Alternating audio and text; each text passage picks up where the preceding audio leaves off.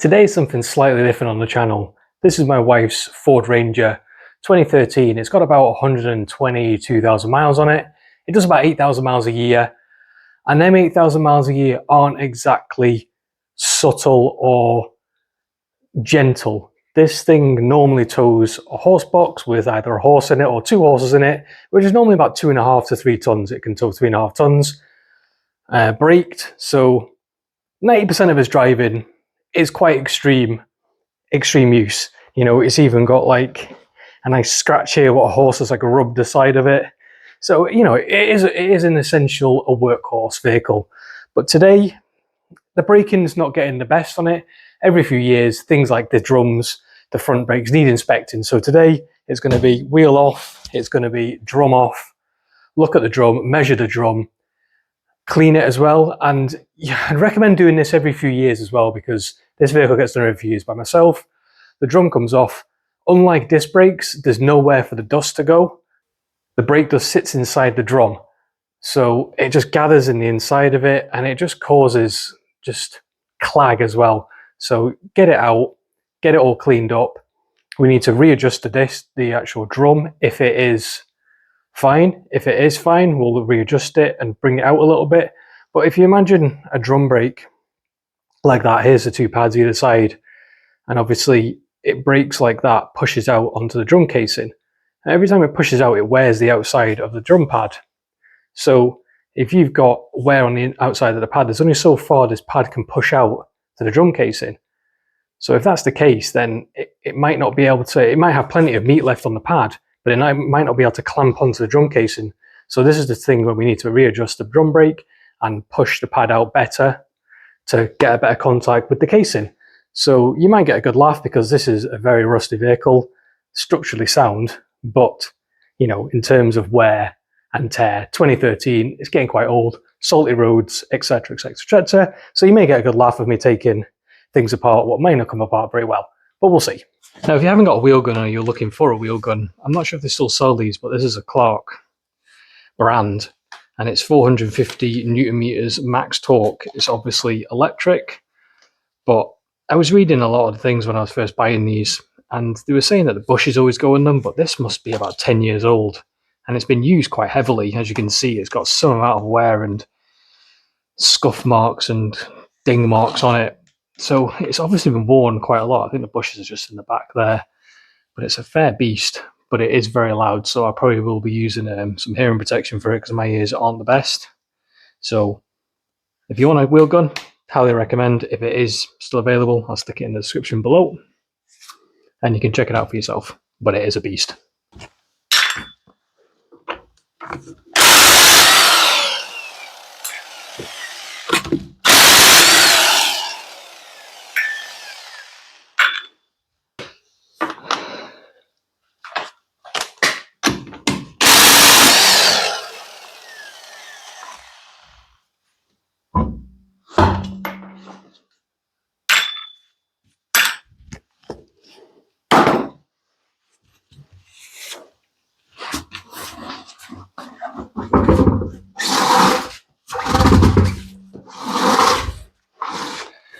Now, I obviously have the jack underneath the vehicle and I have axle stands on both sides of the vehicle, but I also put the wheel just where the sill is. So if all else fails and everything did eventually fall or whatever, for whatever reason, you do have the safety of the alloy wheel as well.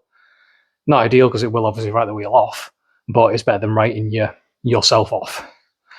So this is really, really rusty. This has had a lot of wear over the last few years. And it's very, very loose. That shouldn't be that loose. You feel that? You see that even? That shouldn't be that loose. So I'm not expecting these pads to be much use, but you never know. They still might be okay. So we obviously need to take this screw off here. This could be the same for any drum brake. They're all the same. Any pickup truck, any Land Rover, whatever. They're all the same. Thankfully, whoever did this last, i.e. me, put a lot of anti-seize compound around here and put this thing in, like, not hand tight, about that. It doesn't need to be hand tight. really doesn't need to be. It's a guide. It's not a retaining clip, because you'll be there for a while drilling that out. This might even come off just normally. Not quite. So I'm going to be using a tool what you normally take bearings off with a little attachment on the back, on the front of it there. So I'm going to hook it around the drum and just pull it off, and obviously maybe pull some rust off as well. I'm going to put my hearing protection back on because my ears aren't the best. Just going to work around the drum, finding somewhere to pull it off. I'm obviously just pulling a lot of rust off in a minute.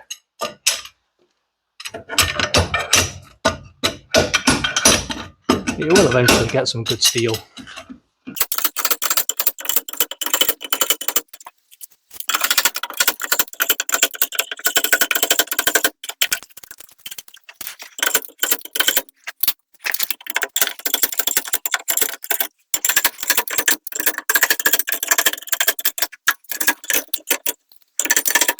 And now I've got enough here, I can probably just get the inside of it now and actually get a more even spread.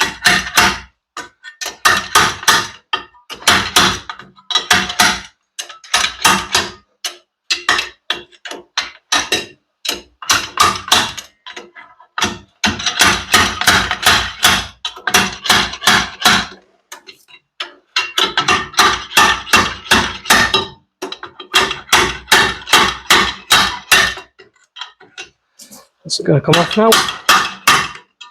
Put my knee in front of it just so it doesn't fall on the floor and potentially damage the casing. That's it out. Oh, it's quite heavy. Take them off. See if the camera picks that up. Look how much crud's in the bottom of that drum. You can see it sloshing around. Quite a lot in there. Drums themselves, quite thin in places, but quite okay in another place. I'll get a ruler and measure it. So between 4 and 5 mil, so it's still probably okay for its life at the minute. I'm going to clean it all down, get it all nice clean, probably re-grease some of these springs as well, especially if the spring down here doesn't look too great. We had some form of dust cover as well, what probably used to sit somewhere around here. Obviously it's rusted away, but it was actually stuck inside the edge of the casing for the drum, and it's crinkled up as well and sort of scoring it as well, and it's not looking too great. You see the inside of it scoring it and crimpling it up and stuff, so obviously compromising some form of the break-in, or maybe compromising the seal, the weather seal to it. I'll put it back together and just see what it's like. I mean, eventually it will have to be replaced, all the casing and things, so but we'll see what it's like. I get my Dremel as well. I actually had the attachment in the little brush attachment here. If anyone needs to clean a wedding ring or any form of jewellery, I'd highly recommend a Dremel because the little brush there and the metal polish got it absolutely immaculate. Obviously I wouldn't recommend a more abrasive one, which I'm going to use for cleaning the inside of the drum, but yeah, multi-purpose. I actually had a friend who cut a pumpkin for his children's Halloween party using a Dremel. Best use of a Dremel I've ever heard of. You got a better story? Let me know. Now there's obviously going to be a lot of airborne particles cleaning discs and drums and brakes and anything like that, so I'd always recommend using FFP3 mask.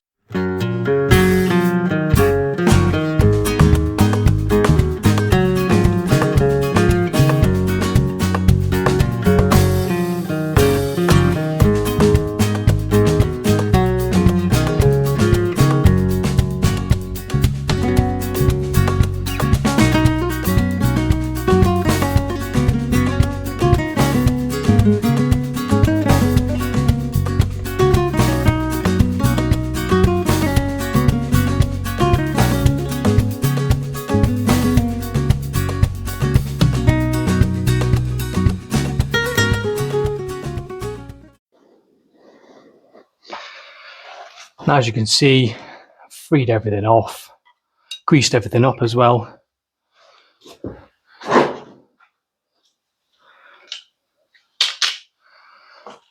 And every drum brake will always have this here. This is the winder. So you want to be adjusting it a little bit while the casing's on. But I mean, you can go absolutely crazy and take off all the rust if you really want to. And I would also recommend, if yours is a lot newer than this vehicle, getting this grinded down and painting this as well, because it will protect it over time. As you can see, this is pretty old, but it's got a little bit of rust forming down here. But this is way too late in the game to paint. Now it'll be like polishing a turd. I'll put some copper grease on around here as well. Just the inside here. It's not going to affect any of the braking performance, but you will thank yourself when you come to inspect this next time. And you've seen how relatively easy it was, even with the slide hammer, to get this casing off after, you know, maybe 20 odd thousand miles over the few years. It just makes your life easier. And I don't know why more people don't do it, but that is my opinion.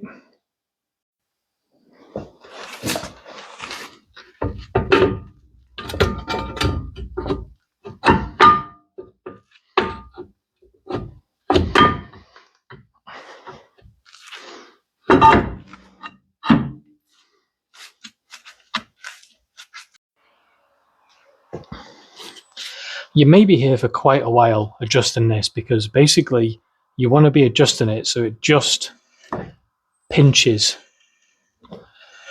on, so there's still too much movement in that drum at the minute. But you basically need to be getting your screwdriver at an angle. I don't know what it is like for the rest of the drum brakes or the pickup trucks. Sometimes you have an inspection hole and you can actually see the adjuster, so you can put your screwdriver in and almost see it with a torchlight. But this one's totally blind, and it's very, very difficult to get a good purchase on the wheel. You hear that, you just know when you've got it. That clicking then.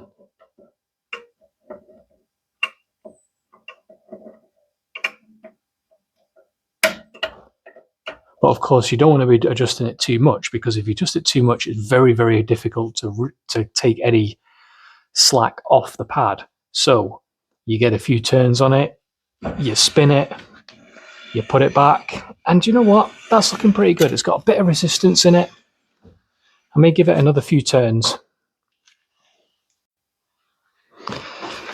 So I've managed to get enough wind on the actual pads to the drum now. So basically, there's a little bit of effort there. So it doesn't freely spin around.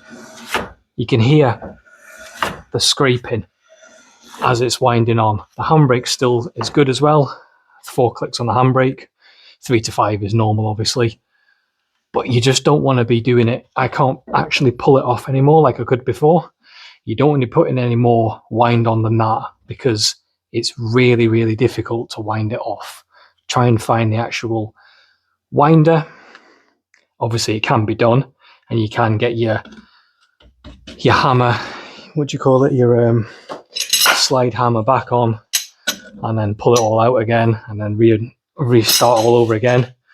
But yeah, I'm pretty happy with that in terms of what it's actually got. A lot of rust to clean up as well. The chassis as well really could do with some power washing. You just got to watch as well. In these pickup trucks, there's such big holes in these chassis. Can you see that on camera? Put you up a little bit.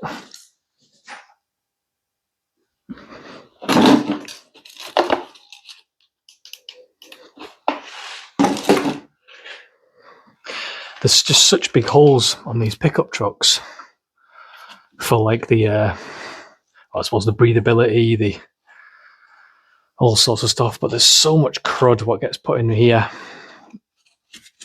I need to get a good blast with this, with the pressure washer.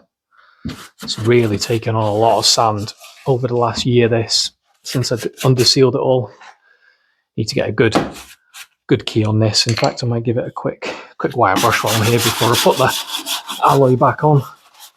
Just saves me doing a job while I'm power washing it in a few weeks' time or a few days' time to get the under seal on it.